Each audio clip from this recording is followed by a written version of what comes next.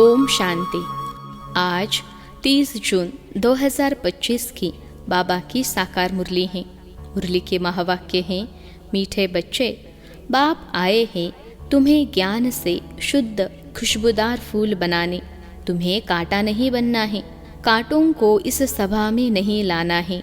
प्रश्न है, जो बच्चे याद की यात्रा में मेहनत करते हैं उनकी निशानी क्या होगी? उत्तर है, याद की मेहनत करने वाले बच्चे बहुत खुशी में रहेंगे। बुद्धि में रहेगा कि अभी हम वापिस लौट रहे हैं, फिर हमें खुशबूदार फूलों के बगीचे में जाना है। तुम याद की यात्रा से खुशबूदार बनते हो और दूसरों को भी बनाते हो। ओम शांति। बागवान भी बैठा है, माली भी है, फूल भी है। यह नई बात है ना? कोई नया अगर सुने तो कहेंगे यह क्या कहते हैं, बागवान, फूल आदि यह क्या है?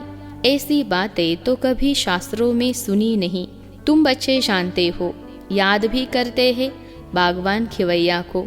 अब यहाँ आए हैं, यहाँ से पार ले जाने। बाप कहते हैं याद की यात्रा पर रहना है। अपने को आपे ही देखो, हम कितना दूर जा रहे हैं, कितना अपनी सतोप्रधान अवस्था तक पहुँचे हैं। जितना सतोप्रधान अवस्था होती जाएगी तो समझेंगे अभी हम लौट रहे हैं। कहाँ तक हम पहुँचे हैं? सारा मदार याद की यात्रा पर है। खुशी भी चढ़ी रहेगी। जो जितनी जितनी मेहनत करते हैं उतना उनमें खुशी आएगी। जैसे इम्तहान के दिन होते हैं तो स्टूडेंट समझ जाते हैं ना हम कहाँ तक पास होंगे। यहाँ भी ऐसे हैं, हर एक बच्चा अपने को जानते हैं कि कहाँ तक हम खुशबूदार फूल बने हैं, कितना खुशबूदार, फिर औरों को बनाते हैं। यह गाया ही जाता है कांटों का जंगल, वह है फूलों का बगीचा। मुसलमान लोग भी कहते हैं गार्डन ऑफ अल्लाह। समझते हैं वहाँ एक बगीचा है, वहाँ जो जाता है उनको खुदा फूल देते हैं। मन में जो कामना होती है वह पूरी करते हैं। बाकी ऐसे तो नहीं कोई फूल उठा कर देते हैं। जैसा जिसकी बुद्धि में है वह साक्षात्कार हो जाता है। यहाँ साक्षात्कार पर कुछ भी नहीं। भक्ति मार्ग में तो साक्षात्कार के लिए गला भी काट देते हैं। मेरा को साक्षात्कार हुआ, उनका कितना मान है। वह है भक्ति मार्ग। भक्ति को आधा कल्प चलना ही है, ज्ञान है ही नहीं। वेदों आदि का बहुत मान है। कहते हैं वेद तो हमारे प्राण हैं। अभी तुम जानते हो यह वेद शास्त्र आदि सब है भक्ति मार्ग के लिए। भक्ति का कितना बड़ा विस्तार है, बड़ा झाड़ है, ज्ञान है बीज। अभी ज्ञान से तुम कितने शुद्ध होते हो, खुशबूदार बनते हो। यह तुम्हारा बगीचा है। यहाँ कांटा किसी को भी नहीं कहेंगे, क्योंकि यहाँ विकार में कोई जाते नहीं।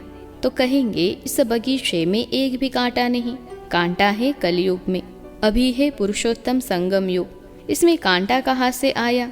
अगर कोई कांटा बैठा है तो अपने को ही नुकसान पहुंचाते हैं, क्योंकि यह इंद्र सभा है ना। इसमें ज्ञान परिया बैठी हैं, ज्ञान डांस करने वाली परिया हैं। मुख्य मुख्य के नाम पुखराज परी, नीलम परी आदि आदि पड़े हैं। वही फिर 9 रत्न गाए जाते हैं। परंतु यह कौन थे यह किसको भी पता नहीं। बाप सिर्फ कहते हैं मुझे याद करो। तुम बच्चों की बुद्धि में अब समझ है। 84 का चक्र भी अभी बुद्धि में है। शास्त्रों में तो 84 लाख कह दिया है। मीठे मीठे सिखलते बच्चों को बाप ने समझाया है। तुमने 84 जन्म लिए, अब तमो प्रधान से सतो प्रधान बनना है। कितना सहज है। भगवान वाच बच्चों प्रति मामेकम याद करो। अभी तुम बच्चे खुशबूदार फूल बनने के लिए अपने को आत्मा समझ बाप को याद करो। कांटे नहीं बनो। यहाँ सब मीठे मीठे फूल हैं, कांटा नहीं। हाँ, माया के तूफान तो आएंगे। माया ऐसी कड़ी है जो झट फंसा देगी, फिर पछताएंगे हमने यह क्या किया। हमारी तो की कमाई चट हो गई। यह है बगीचा। बगीचे में अच्छे अच्छे फूल भी होते हैं।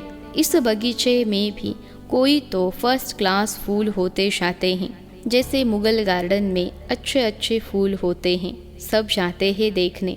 यहाँ तुम्हारे पास कोई देखने तो आएंगे नहीं। तुम कांटों को क्या मुंह दिखाएंगे? गायन भी है, मुँह पलीती। बाबा को जप साहेब, सुखमनी आदि सब याद थी।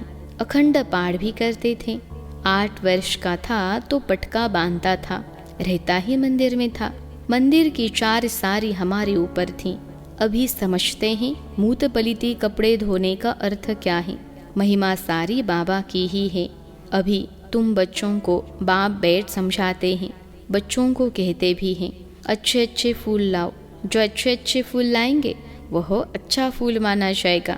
सभी कहते हैं हम श्री लक्ष्मी नारायण बनेंगे, तो गोया गुलाब के फूल हो गए। बाप कहते हैं अच्छा तुम बच्चों के मुख में गुलाब, अब पुरुषार्थ कर सदा गुलाब बनो। ढेर के ढेर बच्चे हैं, प्रजा तो बहुत बन रही है। वहाँ है ही राजा रानी और प्रजा। सतयुग में वजीर होता ही नहीं, क्योंकि राजा में ही पावर रहती है। वजीर आदि से राय लेने की दरकार नहीं रहती, नहीं तो राय देने वाला बड़ा हो जाए। वहाँ भगवान भगवती को राय की दरकार नहीं। वजीर आदि तब होते हैं जब पतित होते हैं।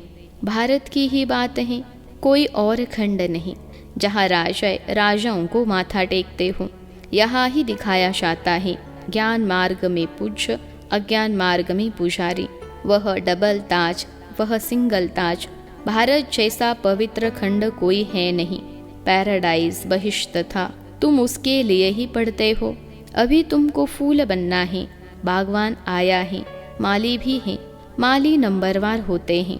बच्चे भी समझते हैं यह बगीचा है, इसमें कांटे नहीं, कांटे दुख देते हैं। बाप तो किसको दुख नहीं देते, वह है ही दुख हरता सुख करता। कितना मीठा बाबा है। तुम बच्चों को बाप पर लव है, बाप भी बच्चों को लव करते हैं ना। यह पढ़ाई है। बाप कहते हैं मैं तुमको प्रैक्टिकल में पढ़ाता हूँ। यह भी पढ़ते हैं, पढ़कर फिर पढ़ाओ तो और भी कांटे से फूल बने। भारत महादानी गाया हुआ है, क्योंकि अभी तुम बच्चे महादानी बनते हो। अविनाशी ज्ञान रत्नों का तुम दान करते हो। बाबा ने समझाया है आत्मा ही रूप बसंत है, बाबा भी रूप बसंत हैं। उनमें सारा ज्ञान है। ज्ञान का सागर है परमपिता परमात्मा, वह अथॉरिटी है ना। ज्ञान का सागर एक बाप है, इसलिए गाया जाता है सारा समुद्र स्याही बनाओ तो भी खूटने वाला नहीं है। और फिर 1 सेकेंड में जीवन मुक्ति का भी गायन है। तुम्हारे पास कोई शास्त्र आदि नहीं है। वहाँ कोई पंडित आदि के पास जाएंगे तो समझते हैं यह पंडित बहुत पढ़ा हुआ अथॉरिटी है, इसने सब वेद शास्त्र कंठ किए हैं। फिर संस्कार ले जाते हैं तो छोटेपन से फिर वह अध्ययन कर लेते हैं। तुम संस्कार नहीं ले जाते हो, तुम पढ़ाई की रिजल्ट ले जाते हो। तुम्हारी पढ़ाई पूरी हुई फिर रिजल्ट निकलेगी और वह पद पा लेंगे। ज्ञान थोड़े ही ले जाएंगे जो किसको सुनाएंगे। यहाँ तो तुम्हारी पढ़ाई है जिसकी प्रारब्ध नई दुनिया में मिलनी है। तुम बच्चों को बाप ने समझाया है माया भी कोई कम शक्तिवान नहीं है।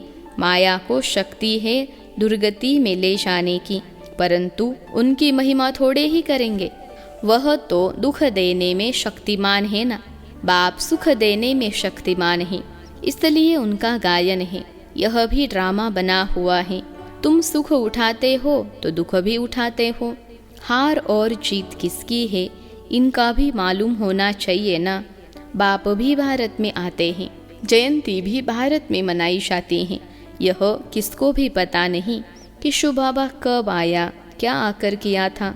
नाम निशान ही गुम कर दिया है। श्री कृष्ण बच्चे का नाम दे दिया है। वास्तव में बिलवेड़ बाप की महिमा अलग, श्री कृष्ण की महिमा अलग है। वह निराकार, वह साकार है। श्री कृष्ण की महिमा है सर्वगुण संपन्न। शिव बाबा की यह महिमा नहीं करेंगे। जिसमें गुण है तो अवगुण भी होंगे, इसलिए बाप की महिमा ही अलग है। बाप को अकाल मूर्त कहते हैं ना, हम भी अकाल मूर्त हैं। आत्मा को काल खा नहीं सकता है। आत्मा अकाल मूर्त का यह तख्त है। हमारा बाबा भी अकाल मूर्त है। काल शरीर को ही खाते हैं। यहाँ अकाल मूर्त को बुलाते हैं, सतयुग में नहीं बुलाएंगे, क्योंकि वहाँ तो सुख ही सुख है। इसलिए गाते भी हैं दुख में सिमरन सब करे, सुख में करे न कोई। अभी रावण राज्य में कितना दुख है। बाप तो स्वर्ग का मालिक बनाते हैं, फिर वह आधा कल्प कोई पुकारते ही नहीं। जैसे लौकिक बाप बच्चों को श्रृंगार कर वर्षा दे खुद वानप्रस्थ अवस्था लेते हैं, सब कुछ बच्चों को देकर कहेंगे अभी हम सत्संग में जाते हैं, कुछ खाने के लिए भेजते रहना। यह बाबा तो ऐसे नहीं कहेंगे ना, यह तो कहते हैं मीठे मीठे बच्चों, हम तुमको विश्व की बादशाही देकर वानप्रस्थ में चले जाएंगे, हम थोड़े ही खाएंगे, खाने के लिए भेजना। लौकिक बच्चों का तो फर्ज है बाप की संभाल करना, नहीं तो खाएंगे कैसे।